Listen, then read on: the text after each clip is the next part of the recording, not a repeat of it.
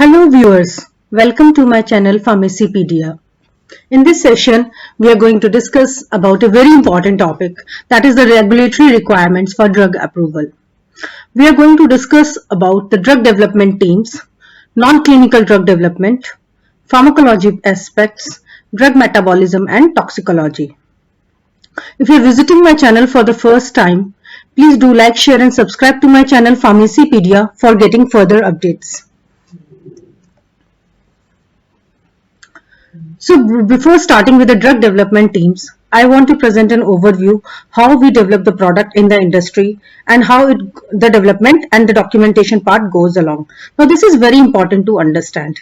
In pharmaceutical industry, there are different teams which works on the different aspects. For any product development, the initial starts from the product development team. So this is again a very important development team, also known as the product research and development, PRD. So now this is the team which is given the project to perform and work on one molecule. So maybe it on the new drug development or for the generic development, the product initiates from the product research and development team. So they develop the product. If you give them some, like they have different projects, suppose any project, maybe generic development, maybe new drug development, they start with the project. They first initiates with the pre-formulation development, then they develop for the main formulation development, and once they have developed, simultaneously analytical team works towards the method development and analytical development. So you can understand once product development team, analytical development team, so they are different teams. So once they have produced and formulated and finalized and optimized a product, then they work in coherence with another team to plan for a pilot batch, also known as the technology transfer. So like then there comes the role of the technology transfer team, which transfers the product. So when the product is first transferred to the industry, first transferred to the manufacturing unit, it is known as pilot batches. So once the pilot batches are successful, they are being evaluated by the quality assurance and quality development teams, which looks forward and checks whether the product which have been through the pilot batches have been developed is as per the specifications being developed by the product development and analytical development teams. So here comes the role of the quality development and quality assurance team. So like then the product goes for the validations, and once it is proved that the pilot batches are successful, then the planning for the commercial batches takes place. So like once the pilot batches have been successful and the results, then comes the role of the regulatory affairs team. So you have the product with you have the complete documentation with you, then the regulatory affairs team goes and applies for the country where they want to sell their product. For example, maybe it may be US FDA. If they want to market their product in US, they have to apply to the US FDA, or like if they market their product into Australia, they have to go for the TGA. So now it depends on the country where the manufacturer wants to sell the product. So accordingly you have to get that product registered into that particular country. So while all these developments takes place, there are different teams which work upon different aspects of the product developments. So like when we start with the development teams, now you can understand there is a product research development team, analytical development team, regulatory affairs team, quality assurance team, quality control teams, then technology transfer team, regulatory affairs. So like these different teams works on the different parts, different aspects of the same product. So the ultimate objective is to get the product registered into the desired country where the manufacturer wants to sell the product. So maybe it may be NDA, new drug development, or generic development. So the process flow remains the same. The only difference between the NDA and the new and the generic development is that when we take the generic development, we don't go ahead for the non-clinical development and clinical development. So like why don't we go for these two types of the study? The reason being, since the study has already been conducted earlier when the product was first got through the NDA registration. So my dear students, I have got this idea. I have not referred any book. I have worked into the regulatory affairs division. I have worked into the technology transfer division. So I am having this general idea and I want to share with all of you. Many people are asking about the sources. Let me make it very clear. I myself have worked into the pharmaceutical industry and I know whereabouts how the different teams operate and different teams work in concordance with each other. So when we initiate with the drug development team, it not only reviews the drug discovery and the development projects. The team somewhere is known as the project development team, somewhere it is referred to as the product research and development team, mostly the project development team or the product PRD, product research and development team. So like when it takes care of the chemotherapy portfolio review committee, so as the term team indicates, it is comprising of experts. Now these experts are from the different areas of discovery. For example, the target identification, medicinal chemistry, in vitro in vivo assay assessments, and lead optimization. So like different members having different specialization, they form a uniformly a team, and their common objective is to get the product developed. So like when you have to develop the product, there are guidelines in place. For example, if you want to market your product in the US, so you have to follow the product development guidelines referred by the US FDA. So they have advised and devised product development guideline. So from the initial study only till the last phase, you have to develop the product as per their guidelines. Apart from the regulatory agency, you need to follow certain standard guidelines which are being followed worldwide. For example, ICH, when they talk about the quality, safety and efficacy guidelines. Similarly, WHO guidelines, GMP guidelines, GLP guidelines. So in totality, in a nutshell, you have to follow all the guidelines while you develop the product. Then only it will add the quality to your product. What is the purpose of these guidelines? These guidelines ensure that the product developed has been as per the guidelines established by these worldwide agencies. So it automatically contributes to the quality of the final product. So like it comprises of the experts in the different areas, clinical expertise. So whenever any product development team works, they works in concordance with different team members of the other departments as well. For example, few people from the product development team are working with the analytical team members to develop the method simultaneously, because that is altogether important aspects. So there are specific roles and responsibilities which each teams have to perform. So it starts with the review of the existing drug discovery activities, review of the drug development projects, identification of new drug discovery and development projects. Not only that, they also have to take care about the assessment of the strategic balance of the portfolio. For example, discovery versus the development, whether you want to go ahead for the generic development or whether you want to go ahead for the new drug development. Also at the same time, sometimes the disease focus in both discovery and the development. For example, the cases of tuberculosis in India were rising. So the government focused on the tuberculosis, and then recently cancer patients are also rising. Cancer in India is rising at an alarming rate. So like innovation versus the risk. So you have to see the technology should help out the patient. So apart from that, the team also works on the research capacity strengthening projects. So you have to develop the R&D, you have to develop the manufacturing plant, you have to develop the manufacturing R&D. At the same time, the project should be like that. Apart from that, the recommendations on the PRD resources and the procedures for coordination, management and implementation of the project. My dear students, one thing you have to understand, whenever we undertake any project, there are certain things we have to keep in mind. We have to identify the project, we have to plan for the project, and all these activities have to be a strategic developments. Apart from that, this has to be conducted through the delegation to the product development teams. So now you can understand product research development team is a very important team, because they undertake the project on their own responsibilities. They initiate the project, they go for the pre-formulation assessment, they go for the formulation assessment, and once the product have been optimized along with the analytical development, they take the responsibility of completing the documentation part. So this committees delegates the strategic management of the development of a specific drug or drug combination to a dedicated product development team. So the team on the stage of the development of the product, it includes the external scientists with expertise in the pharmaceutical development, animal toxicological studies, pharmacokinetics, pharmacodynamics, and clinicians with expertise in the target disease. These members are selected on the basis of their expertise and with consideration of geographical and gender representation. Also, these representatives are from all the public and private organizations that collaborate on the development of a product. So what happens is that when any government initiative is being taken out, they select the people having expertise into a different domain. For example, I talked about the tuberculosis. So like advanced drug developments for the tuberculosis treatment, or the tuberculosis, there are certain drug resistant drugs. So for that time, the government officials forms a team, product development team, and this team comprises of the members which are having expertise in the different sides of the development.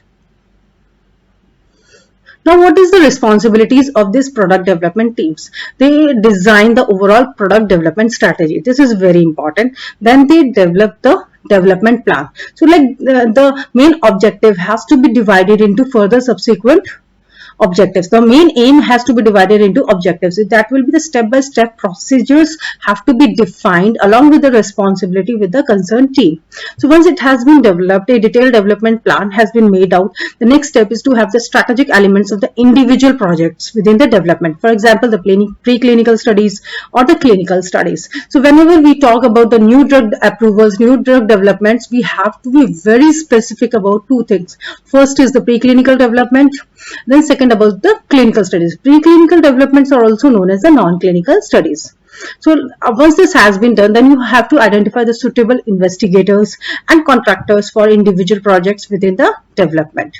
So after that comes the plan of the implementation. So once all the strategies have been decided out, development plan has been developed, investigators have been found out, then later on you transfer towards the implementation of the developed plan. Implementation means execution of the plan.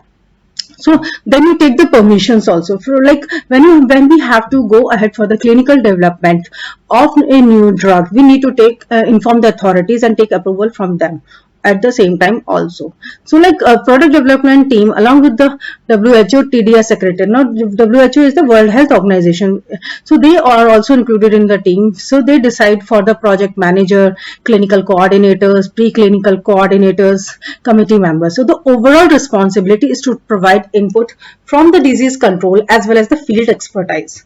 Also to provide help in the drug development for registration for tropical disease indications, and this whole process works in the public-private partnerships. Here I am talking specifically about the government projects whereby the teams are being formed by the private agency in coordination with the WHO Secretariat.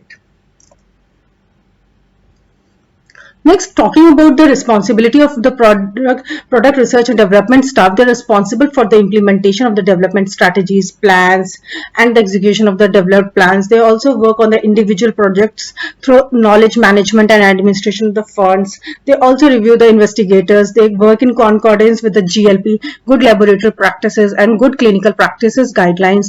Also, they are involved in the clinical monitoring and submission of all the protocols involving the human subjects.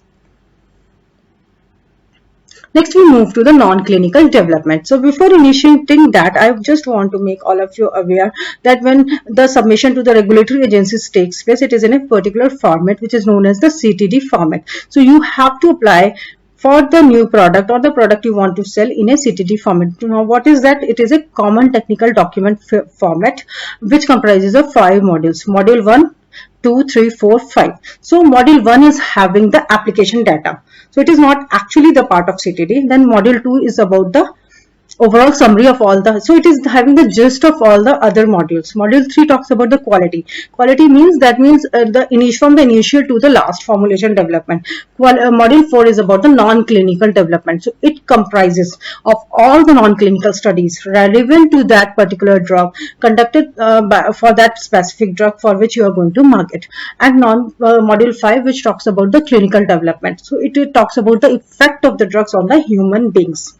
So like we have discussed just now about the drug development teams. Next, we move on to the next non-clinical development teams. So the non-clinical, also referred to as the preclinical development, means you have developed the product, you have the product with you. The analytical development in coordination with the product research development team have developed the product. Now they will provide this product to the non-clinical development team. So non-clinical development team will basically check the developed product for its effect on the animals. So like they have to plan the study again, they have to identify which candidate therapy has the greatest probability of the success. So they have the molecules with you, they have the formulation with them, and also during the non-clinical development phase, the candidate compound should meet non-medical objectives, including defining the intellectual property rights and making enough medicinal product available for the clinical trials. So the non-clinical development of a medicine is complex and regulatory driven. So like it simply says that you again have to follow the guidelines established by the regulatory agencies as well as the international guidelines like ICH, GLP, GMP guidelines, and conduct the non-clinical studies in that way. So specifically for the non-clinical development or preclinical development, critical relevance in the preclinical steps of the development can be performed at any time during the life cycle of the product. So this information is very much desired. What is the effect of the medicine on the body of the animals? So how is the drug behaving inside the animals? So the non-clinical data are very much used to refine, consolidate, and add information to update the safety profile of the drug. So how much, if we have to consider the safety aspect, we need to test the drugs on the animal through the non-clinical development, and this is the first stage. So at the time of the registration during the life cycle of the medicinal product, one can assess safety assessments and can generate more information about the developed product. So like testing can be in three ways. First is the in silico, in vitro, and in vivo studies. So in silico, it is performed on a computer or via computer simulation. In vitro, like you do in your labs using the dissolution apparatus. So like in vitro, performing a procedure in a controlled environment outside the living organisms. In vivo means within the living organism. So like this is this experimentation using a whole living organism as opposed to the tissues or cells. So, for example, animals, humans, or plants. So, these are the three ways by which we conduct the non-clinical studies development. Apart from that, it is very important to know the key aspects of the chemistry, manufacturing, control, CMC, and during non-clinical development. So the overall aspect is to actually justify the dose and the administration, what is the frequency, and the detailed physicochemical characterization, stability testing, and impurity analysis. Also developing and validating methods to quantify the active substance in body fluids like blood, plasma, urine inactivity, and side effect studies. So from the non-clinical studies, we generate a lot of confidence, we generate a lot of idea, we can actually understand the safety assessment, the efficacy assessment of the developed product, and definitely it is one of the prior steps before going for the clinical studies. So during the non-clinical development activities parallel the research activities, they should support the planned clinical development program by addressing the objectives and questions outlined. So the non-clinical development activities can continue throughout the life cycle of the product, although the earlier questions were answered. So once the candidate is identified, the non-clinical development should start answering the following questions. So how does the drug work? What about the safety assessments? How it will be delivered and how the body is going to react with it, whether it is safe or having some toxicity concerns. So is the manufacturing viable and controllable? So like these are the objectives which are set, and the answers have to be known after conducting the non-clinical development. So during the non-clinical development program is not an easy program. So you have seen the questions which needs to be answered by the non-clinical development. So it is not an easy, it is a little bit complex and requires solid project management and communication skills. So like different teams have to work in concordance with each other, in mutual coordination with each other to understand the intended clinical plan in order to define the non-clinical plan and related activities. So the profile provides a framework to execute the non-clinical development strategies, defining the goals, risk, associated liabilities, ownerships, metrics, and decision making. So once it has been done, then comes the task of the implementation to help it to keep the focus of the project on key product areas. Okay, and for this you need to take the timely decisions and to reduce the overall project risk. So non-clinical regulatory guidelines provide and address specific issues which are associated with the toxicity, with the technical aspects. They must be strictly followed for any new marketing authorizations. So data which are presented according to the common technical document format has to be defined by the ICH, and the agreement needs to satisfy the quality, safety and efficacy informations. During the non-clinical development in the CTD modules, the CTD was first applied in 2003, whereby it became the mandatory format for the new marketing authorizations in the EU and Japan. So like the further admission of a candidate compound for the clinical studies, it requires non-clinical safety evaluations which are obtained under the GLP conditions, and apart from that the manufacturing executed under proper quality control. So my dear students, it is very important to note and understand here is that you must have a strong backing. You have to conduct non-clinical studies in a way whereby you ensure the safety and toxicity assessments of the developed product. So the non-clinical development through the CTD modules requires proper placements of the documents according to the CTD formats. So there is an increased tendency to design medicine-like properties in silico, as well as to use the bioinformatics methods for modeling and predictions. So the guidelines for non-clinical developments are the subject of continuous harmonization between different regulatory bodies. So once for the non-clinical development, you have to follow all the guidelines. Complete summary of the non-clinical profile is required, and the basic structure of this section is provided by the ICH E6 and includes major subsections on the non-clinical pharmacology, pharmacokinetics and metabolism, and toxicity studies.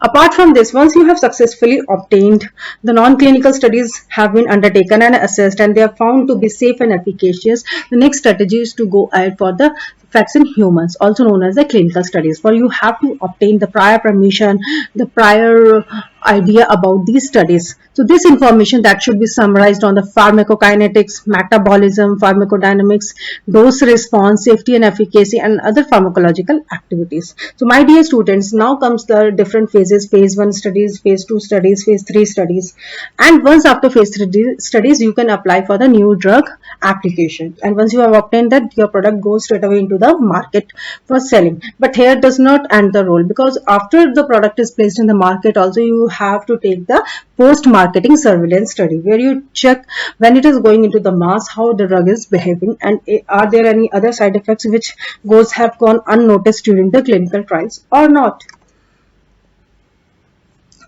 Then speaking about the third part, that was the pharmacology. My dear students, you are studying the pharmacology completely, so you can understand it is the branch which talks about the pharmacokinetics, which talks about the pharmacodynamics. So the ultimate effect is to see the effect of the drug on the biological systems, and we have to study the ADME in detail to understand the complete chemistry about the drug. The drug metabolism and toxicity part has to be very important. While conducting the non-clinical studies and the clinical studies, we have to be very specific about the dose. The dose calculation and the frequency of the dose administration determines the overall safety and efficacy. Because for some drugs, there is a narrow therapeutic margin. So like if the dose exceeds slightly, it may pass into the toxic region. This is not desired at all, and one has to be very careful while working on the half-life and the bioavailability and bioequivalence determination of such drugs.